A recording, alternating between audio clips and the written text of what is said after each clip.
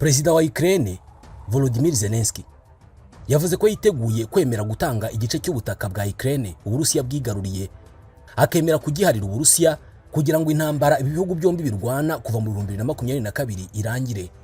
Ariko yasabye ko igihugu cye cyakwinjira mu muryango wa OTAN. Yavuze ko inkunga ya OTAN, umuryango wa politike n'igisirikare ugizwe n'ibihugu 32 byo ku mugabane w'Uburayi no muri Amerika ya ruguru, igomba gutangwa mu bice by'igihugu bitarigarurirwa n'Uburusiya mu rwego rwo kurangiza iyi ntambara. Ariko ashimangira ko ubutumire bwo kwinjira muri OTAN bugomba kwemera imbibi zemewe ku rwego mpuzamahanga za Ukraine. Perezida Zelensky yumvikanishije ko ibice bya Ukraine bikigenzurwa na Ukraine, ni ukuvuga iby'Uburusiya butarigarurira, bikwiye kurindwa na OTAN mu kugerageza guhagarika icyiciro gishyushye cyane kandi gishya cy'iyi ntambara. Mu kiganiro yagiranye n'igitangazamakuru Sky News cyo mu Bwongereza cyagarutse ku ngingo zitandukanye, Zelensky yabajijwe niba yakwemera kuba umunyamuryango wa OTAN ariko gusa ku butaka Ukraine igenzura ubu ngubu, ni ukuvuga baramutse bamwemereye ko Ukraine yinjira muri OTAN ariko ubutaka bwayo Uburusiya bwigaruriye akemera kubuhara cyangwa se kubureka. Zelensky yavuze ko yabyemera ariko gusa igiye kuba umunyamuryango wa OTAN byatangwa kuri Ukraine yose mbere na mbere kugeza ku mipaka yayo yemewe ku rwego mpuzamahanga. Yavuze ko ibyo birangiye Ukraine ishobora guhita igerageza kuganira mu buryo bwa diplomasi ku gusubizwa ubutaka ubu bugenzurwa n'Uburusiya. Ariko ibyo yumvikanishije ni ibyo mu rwego rw'ibitekerezo cyane. Nk'uko yabivuze, nta muntu n'umwe wari watanga icyifuzo nk'icyo ngicyo. OTAN ntabwo irigera ivuga kuri gahunda nk'iyo ngiyo. Zelensky yagize ati Ukraine ntabwo yigeze na rimwe itekereza ku cyifuzo nk'icyo kubera ko nta muntu n'umwe wigeze akitugezaho ku mugaragaro. Yavuze ko byasaba ko OTAN iha ubunyamuryango igihugu cyose cya Ukraine, harimo n'ibyo bice ubu ngubu bigenzurwa n'Uburusiya. Mu isemura ry'amagambo yavuze ryakozwe na Sky News, Perezida Zelensky yagize ati ntabwo ushobora gutanga ubutumire bwo kwinjira muri OTAN ku gice kimwe gusa cy'igihugu. Kubera iki? Kubera ko ubwo ngubwo waba wemeye ko Ukraine ari bwo butaka bwonyine ifite, naho ubundi butaka bukaba ubw'Uburusiya.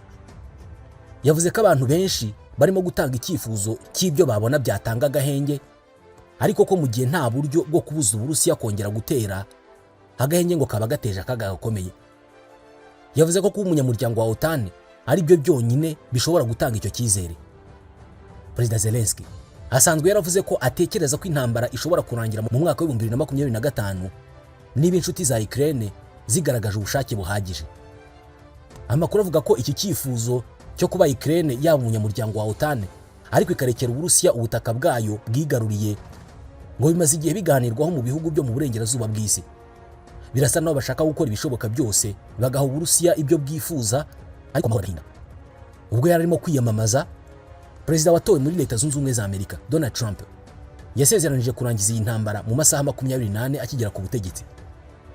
Abamuri hafi nka vice perezida watowe James David Vance bagaragaje ko ibingibi bizaba bisobanuye ko Ukraine izagira ibyo yemera, bishobora no kuba kwemera guhara cyangwa se kureka ubutaka bw'akarere ka Donbass na Crimea bwigaruriwe n'Uburusiya. Perezida Zelensky we ubwe yavuze ko Ukraine yifuza kurangiza intambara mu 2025 binyuze mu buryo bwa diplomasi. Uburusiya bwiyometseho umwigimbakirwa rwa Crimea mu 2014. Imyaka 8 nyuma yaho bwagabye igitero gikomeye cyavuyemo iyi ntambara bukomeje kurwanamo na Ukraine. Ariko birakwiye no kuvuga ko kugeza ubu ngubu perezida w'Uburusiya Vladimir Putin nta kimenyetso na kimwe yari yagaragaza ko yaretse ubushake bwe bwo kwigarurira Ukraine yose uko yakabaye. Igitekerezo cy'uko yaba ashaka kwemera ko igice cyari cyo cyose cya Ukraine kinjira muri OTAN ubu ni ikintu kitakwiyumvishwa, kubera ko yararahiye avuga ko Ukraine itazigera yinjira muri OTAN. Ibimenyetso byose biriho kugeza ubu ngubu birumvikanisha ko uruhare urwo ari rwo rwose rwa OTAN rutakwihanganirwa n'Uburusiya. Ku wa kane w'iki cyumweru Uburusiya bwagabye igitero kinini cya kabiri ku bikorwa remezo by'ingufu z'amashanyarazi bya Ukraine mu gihe kitageze ku byumweru bibiri. Perezida Putin yavuze ko cyari igisubizo ku bitero bikomeje bya Ukraine ku butaka bw'Uburusiya, igaba yifashishije misile zo mu bwoko bwa attack missile yahawe na Leta Zunze Ubumwe za Amerika.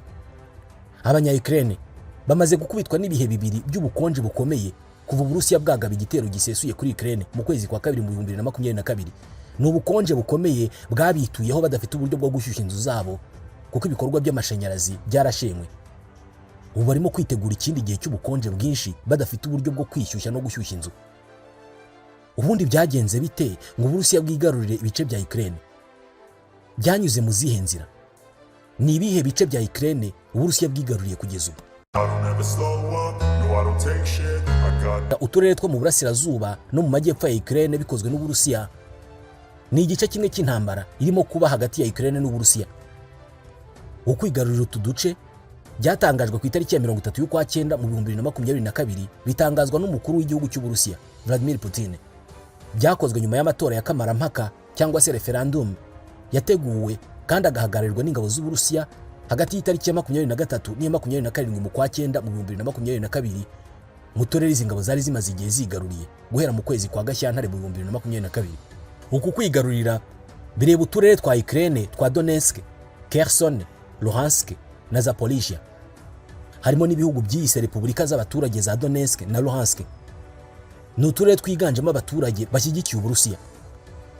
Akarere ka Crimea ko Uburusiya bwakigaruriye mu 2014.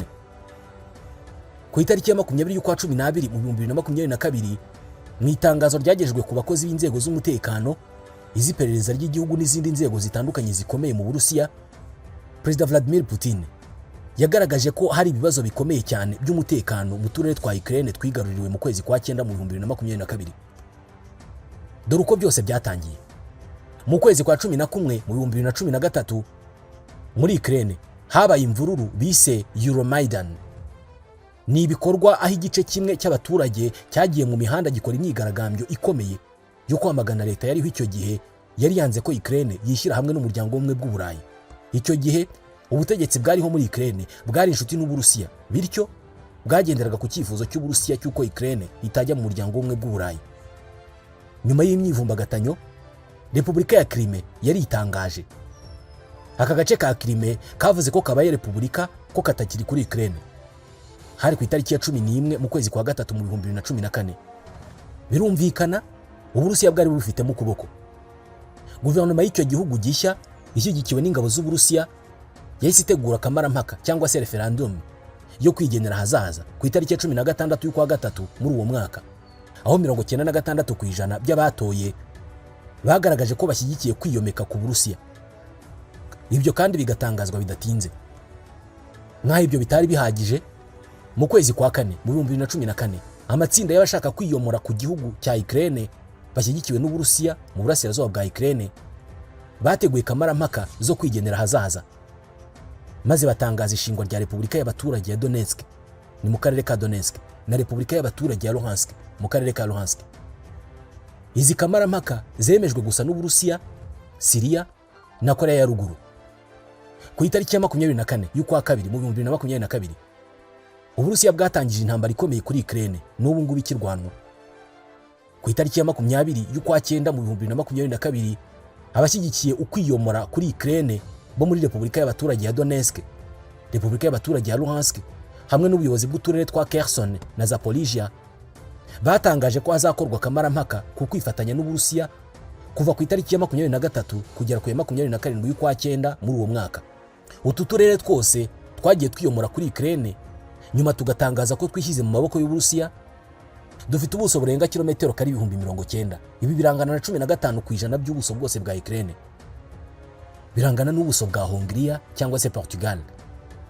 Ni ahantu hanini cyane ku buryo Perezida wa Ukraine Volodymyr Zelensky yamaze igihe avuga ko badashobora kwemera ko Uburusiya bwagumana ubutaka bungana uku nguku bwa Ukraine.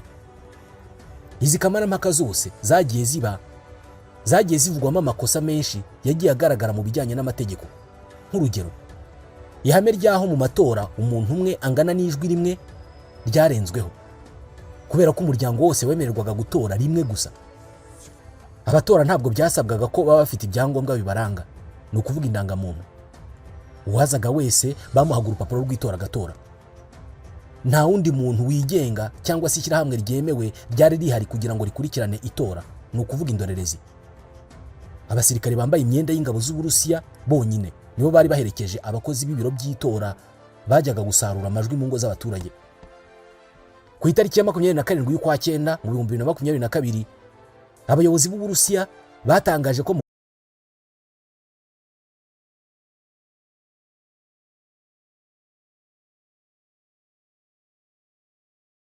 kurikijwe itangazo ryatanzwe ku munsi wabanje. Umuryango w'abibumbye binyuze ku muvugizi wawo ushinzwe ibibazo bya politike wahise wamaganiye kamarampaka. Uyu muvugizi yaragize ati ibi ngibi ni ibikorwa by'akarengane bigamije gushaka kugaragaza ko icyo gikorwa cyagenze neza kandi ko gikurikije amategeko no kugaragaza ko cyubahirije ubushake bw'abaturage, mu gihe nyamara bigaragara ko ari uburyo bwo kwigarurira ubutaka bw'ikindi gihugu ku ngufu. Ati ibi ntibyakwemerwa mu mategeko mpuzamahanga. Mu kwezi kwa 12 mu 2022, nyuma y'uko kwigarurira utu turere, Perezida Vladimir Putin yashimagije ko ari ibikorwa byabaye bihuriranye n'ibikorwa bye byatumye inyanja ya Azov iba umuyoboro w'imbere mu Burusiya. Ni ukuvuga igice cy'inyanja cyari hanze y'Uburusiya cyahise kinjira mu Burusiya. Yongeyeho ko ibingibi byari inzozi yari ahuriyeho na Petero wa mbere. Uyu nguyu Petero wa mbere yari umwami wategetse Uburusiya kuva mu 1682 kugera mu 1725. Ku itariki ya 7 kwa munani mu 2022, Perezida wa Ukraine Volodymyr Zelensky yaravuze ati niba bigabiza igihugu cyacu bashyize mu bikorwa ibyo bita kamarampaka, biyiciye ubwabo amahirwe yose yo kugirana ibiganiro na Ukraine cyangwa se n'isi igendera ku bwisanzure.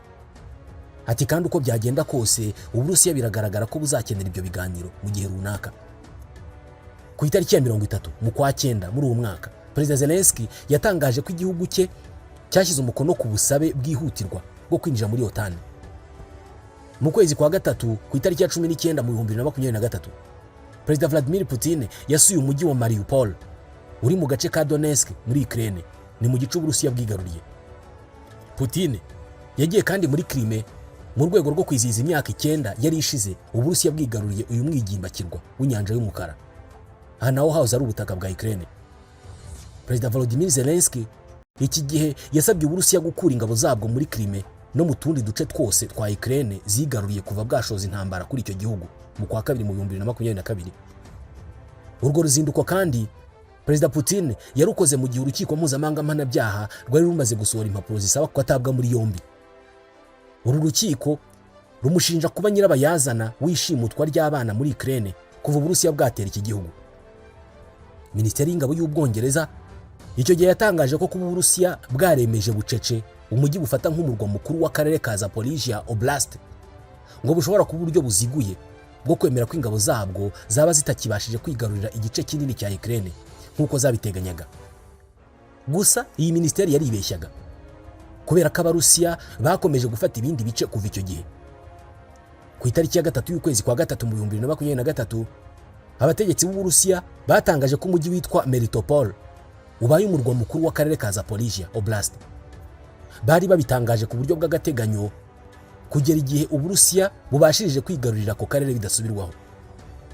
Mu kwezi kwa 9 muri uyu mwaka, Perezida Vladimir Putin w'Uburusiya yatangaje ko ingabo z'igihugu cye zirimo gufata ibice bitandukanye byo mu burasirazuba bwa Ukraine ku muvuduko urenze usanzwe. Ubu butumwa yabuhaye abanyeshuri biga mu ishuri ryisumbuye rya Kizil ku itariki ya 2 y'ukwa 9 mu 2024, mu gihe ingabo za Ukraine zari zikomeje kugaba ibitero mu ntara ya Kursk mu Burusiya. Imwe mu ntego z'ibitero by'ingabo za Ukraine muri Kursk kwari uguca intege ibikorwa by'ingabo z'Uburusiya muri Donbass nk'uko byasobanuwe na Perezida Volodymyr Zelensky. Gusa birasa n'ibitarakunze. Perezida Putin yagaragaje ko mu gihe ingabo z'Uburusiya zihanganye n'ibi bitero byatangiye ku itariki ya 6 y'ukwa 8 mu 2024, zinakomeje intambara zatangije mu gice cya Donbass mu kwezi kwa 2 mu 2022. Ati ntabwo twigeze tugira umuvuduko nk'uyu nguyu mu bitero tumaze igihe kirekire tugaba muri Donbass. Ati ntabwo ingabo z'Uburusiya zirimo gufata ibice biri muri metero 200 cyangwa se 300 gusa, ahubwo ni za kilometero kare. Mu kwezi kwa 6 muri uyu mwaka, Perezida Vladimir Putin yavuze ko kugira ngo iyi ntambara irangire, Ukraine igomba gukura ingabo zayo mu turere Uburusiya bwigaruriye. Ibi ngo ni kimwe mu bisabwa kugira ngo imishyikirano ishoboke. Iki cyifuzo Perezida wa Ukraine Volodymyr Zelensky yakigereranije n'ubutumwa bwa Hitler. Zelensky yagiye ashimangira ko Ukraine itazaganira n'Uburusiya keretse gusa ingabo z'Uburusiya zivanywe ku butaka bwose bwa Ukraine harimo na Crimea. Putin kandi yavuze ko Ukraine igomba kureka gahunda yayo yo kwinjira muri OTAN mbere y'uko ibiganiro by'amahoro bitangira. Aya magambo ya Perezida w'Uburusiya yaje mu gihe abahagarariye ibihugu 90 biteguraga guhurira mu Busuwisi mu nama yigaga ku maherezo y'intambara muri Ukraine Icyakora Uburusiya ntabwo bwari bwatumiwe muri iyi nama. Mu nama y'abahagarariye Uburusiya mu bihugu bitandukanye yabereye i Moscow mu kwezi kwa gatandatu, Bwana Putin yasabye guverinoma ya Ukraine kurekura uturere tune twigaruriwe n'Uburusiya: Donetsk, Luhansk, Kherson na Zaporizhia. Putin kandi yavuze ko Ukraine igomba kureka ku mugaragaro gahunda yayo yo kwinjira mu muryango wa OTAN kugira ngo iyi ntambara ibone guhagarara. Yaragize ati nibimara kugaragara ko Kiev yemeye iki cyemezo, itegeko ryo guhagarika imirwano no gutangiza ibiganiro rizahita ritangwa ako kanya kuri uwo munota. Umujyanama wa perezida wa Ukraine Mikhailo Podolyak icyo gihe yamaganye iki cyifuzo, akita uburyarya budakwiye ndetse avuga ko kitarimo ubwenge bwinshi. Nyuma yaho Perezida Zelensky yabwiye televiziyo Sky TG24 yo mu Butaliyani ati ubutumwa nk'ubu ni ubutumwa bw'agasuzuguro, ni ibintu bisa neza n'ibyo Hitler yakoze ubwo yavugaga ati mu igice cya Czechoslovakia byose birahita birangirira aha.